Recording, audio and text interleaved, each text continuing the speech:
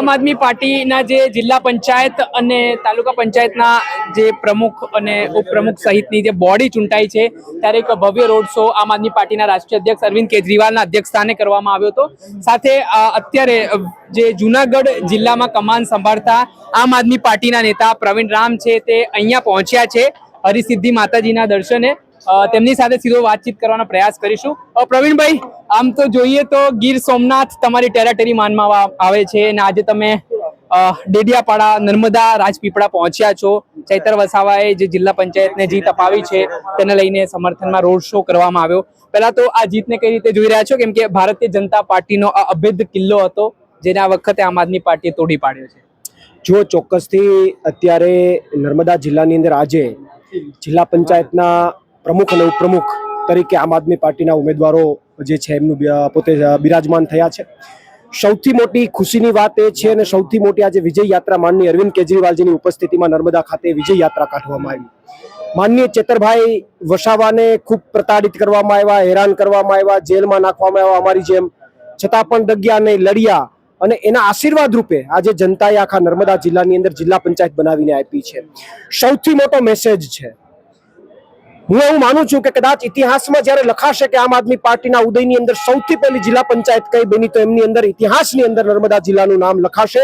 અને ગુજરાતની અંદર જે કોંગ્રેસ અને જે ભાજપના નેતાઓ એક વાત કરી રહ્યા હતા કે અહીંયા ત્રીજો પક્ષ નથી ચાલતો, એનું પ્રમાણ નર્મદા જિલ્લાએ આપી દીધું છે કે ત્રીજો પક્ષ ચાલે છે અને જિલ્લા પંચાયત બનાવીને આપી દીધો છે। કોંગ્રેસ એક જિલ્લા પંચાયત નથી બનાવી શકી ગુજરાતમાં, જ્યારે આમ આદમી પાર્ટીએ પ્રબળ બહુમત સાથે એક મોટી જિલ્લા પંચાયત બનાવી છે અને નર્મદાની અંદર જ્યારે જિલ્લા પંચાયત બની છે ત્યારે હરસિદ્ધિ માતાના ચરણોમાં નતમસ્તક વંદન કરવા આવ્યા છે હું ને ચેતરભાઈ અને અમારા જિલ્લા પંચાયતના પ્રમુખ ઉમેદવાર। ત્યારે અહીંયાથી 2027નું રણસિંગુ પણ ફૂંકાવવાનું છે અને 2027માં ચોક્કસથી આમ આદમી પાર્ટીની ગુજરાતમાં સરકાર બેસશે। પ્રવીણભાઈ, છોટાઉદેપુર હોય કે દાહોદ હોય, કેટલી જગ્યાએ એવી સ્થિતિ નિર્માણ પામી કે આમ આદમી પાર્ટીની સત્તા બનવા જઈ રહી હતી, આ દરમિયાન ઉમેદવારોનું અપહરણ કરવામાં આવ્યું, તેમના પર હુમલાઓ કરવામાં આવ્યા, તો આ રાજનીતિને કઈ રીતે જુઓ છો? જો આમ આદમી પાર્ટીને ચારે બાજુથી ઘેરવામાં આવી રહી છે, ભાજપ હોય, કોંગ્રેસ હોય, ઇવન સત્તા હોય, તંત્ર હોય, તમામ દ્રષ્ટિથી અપહરણ કરી લે, પોલીસ તંત્ર કાયદેસર બીજેપીનો ખેસ પહેરીને માર્કેટમાં ઉતરી હોય એવું દેખાઈ આવે છે।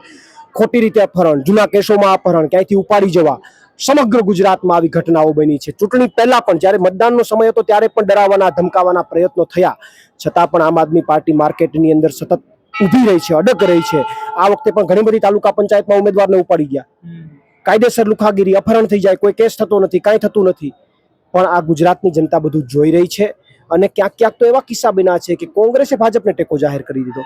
અરે તમારે તો વર્ષો જૂનું વેર છે અને એવો તો પ્રેમ શું ઉભરાઈ ગયો કે ટેકો જાહેર કરી દો? મારે તાલાળાની અંદર વાત કરીએ તો કોંગ્રેસના ઉમેદવારોએ ટેકો જાહેર ન કરી અને બીજેપીને બનવા દીધી સરકાર, બીજેપીની તાલુકા પંચાયત બનવા દીધી, એવો તો તમને શું પ્રેમ ઉભરાઈ ગયો છે? તો આ ગુજરાતની જનતા બધું જોઈ રહી છે, કોંગ્રેસની ભૂમિકા પણ જોઈ ગઈ છે અને બીજેપીની ભૂમિકા પણ જોઈ ગઈ છે। એટલા માટે આવનારા દિવસોમાં ચોક્કસથી આમ આદમી પાર્ટી। પ્રવીણભાઈ, કોંગ્રેસના એવા આક્ષેપ હોય છે કે આમ આદમી પાર્ટી છે તે ગુજરાતમાં બી ટીમ તરીકે કામ કરવા માટે આવી છે, ભાજપને કઈ રીતે મદદરૂપ બનવું એના માટે કામ કરી રહી છે। આ પરિણામો આવ્યા તો પ્રવીણભાઈ, એવું લાગે છે ભવિષ્યમાં જો આમાં ગઠબંધન થાય કોંગ્રેસ અને આમ આદમી પાર્ટીને તો ભારતીય જનતા પાર્ટીને અમુક અંશે મોટું નુકસાન થઈ શકે? કોંગ્રેસ ગઠબંધન બીજેપી સાથે કરી ચૂકી છે। હવે એકવાર જ્યાં નાતરું નખાઈ ગયું, સગાઈ થઈ ગઈ, પછી બીજી વાર કઈ રીતે થાય? શક્ય જ નથી। ત્યાં ગઠબંધન કરી ચૂકી છે અને એ આક્ષેપો જ કરે છે, એનો ધંધો જ આક્ષેપો કરવાનો છે। એ એમ કહે છે બી ટીમ છે, તો અહીંયા નેત્રંગની અંદર શું કામ ભાઈ તમારા ઉમેદવારે સમર્થન આપ્યું ભાજપને? તાલાળાની અંદર શું કામ આંગળી ઊંચી ન કરી? તમે ભાજપની બી ટીમ ન હોય તો જવાબ આપો। ગોઠવાઈ ગઈ છે, એની ગોઠવણ થઈ ગઈ છે, હવે એના વિશે ચર્ચા કરવામાં ખોટો સમય બગાડવા જેવી વાત છે। અચ્છા, આદિવાસી વિસ્તારોમાં ખાસ કરીને જનતાએ તમારા પર ચૂંટ્યા છે આમ આદમી પાર્ટીને, ઝાડુ પર અને ચૈતર વસાવાનો ચહેરો જોઈને નર્મદાની જનતાએ આ વખતે એમને જીત અપાવી છે, તો ખાસ કરીને આ જનતાના વિશ્વાસ પર ખરા ઉતરવા માટે આમ આદમી પાર્ટી કેટલી કટિબદ્ધ છે? કેમ કે આજે પણ એવી સ્થિતિ છે નર્મદાની કે આટલા આઝાદીના વર્ષો વીતી ગયા છતાં રોડ રસ્તા અને પીવાના પાણીની સુવિધા માટે વલખા મારી રહ્યો છે આ જિલ્લો। 100% કટિબદ્ધ છે અને જ્યારે નર્મદાની જનતાએ આમ આદમી પાર્ટી ઉપર વિશ્વાસ મૂક્યો છે ત્યારે અમારા ચેતરભાઈ વસાવાની આગેવાનીમાં, અમારી પાર્ટીના નેતૃત્વના, પ્રદેશ નેતૃત્વના આગેવાનીમાં અને જિલ્લા પંચાયતના પ્રમુખની આગેવાનીમાં અહીંયા પ્રજાલક્ષી કામો થશે। સત્તા ગુજરાતમાં બેઠી છે, કેન્દ્ર સામે ભાજપની સત્તા બેઠી છે. એમની સાથે લડાઈઓ લડવી પડશે તો પણ લડીશું અને જનતા માટે ચોક્કસથી કામ કરીશું, કારણ કે આદિવાસી સમાજે જે આશીર્વાદ આપ્યા છે એ આશીર્વાદને ચોક્કસથી આમ આદમી પાર્ટી તરીકે અમે પરિપૂર્ણ કરીને રહીશું. એટલે મારો પ્રશ્ન, સાંસદ આવું કહે છે કે આમ આદમી પાર્ટી એ ઠગ પાર્ટી છે, દિલ્હીથી આવી છે ને ગુજરાતના લોકોને આવીને ઠગી રહી છે, તો એના વિશે તમારું શું કહેવું છે? શું છે જુઓ, હકીકતમાં? મને મારું તો એવું માનવું છે કે સાંસદને ભાજપ જ ઠગી રહ્યા છે. ભાજપ જ કેટલા સમયથી અને આવનારી ચૂંટણીઓમાં ખબર પણ પડી જશે કે એની જ પાર્ટી એને ઠગી રહી છે. તો હું તો એમ કહું કે સાંસદે આવી બધી વાતોમાં પરવા કરતા પ્રજાના કામો કરવા જોઈએ. આમ આદમી પાર્ટી ઠગ બનીને આવી છે તો ભાઈ નર્મદામાં તમે જ અહીંયા હતા, તમે જ સાંસદ છો, તમારા જ નેતૃત્વમાં ભાજપને સીટો ન આવે ને આમ આદમી પાર્ટી જીતી જાય, પહેલા તો તમારી નિષ્ફળતા છે એના વિશે ચર્ચા કરો, એનું મનોમંથન કરો અને પછી બીજી વાતો કરો.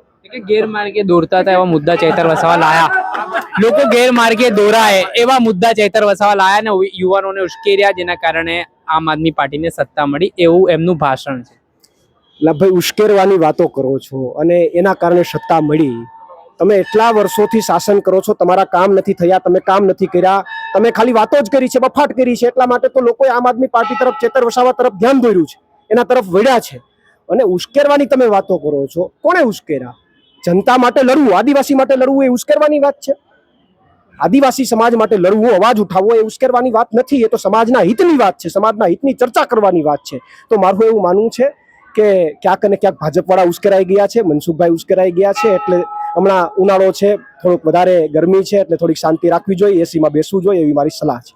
ચોક્કસથી ખૂબ ખૂબ આભાર. આ હતા આમ આદમી પાર્ટીના નેતા પ્રવીણ રામ. હાલ તેમનું મોટું નિવેદન સામે આવ્યું છે. તેમણે સાંસદ મનસુખ વસાવા ઉપર પણ પ્રહાર કર્યા છે અને નર્મદાની જનતાએ જે તેમને ચૂંટ્યા છે તો વિશ્વાસ વ્યક્ત કર્યો છે કે આગામી સમયમાં નર્મદાની જનતાના તમામ કામો તેઓ પરિપૂર્ણ કરશે. દર્શક મિત્રો, આવા જ વિડીયો જોવા માટે નવજીવન ન્યૂઝ જોતા રહો.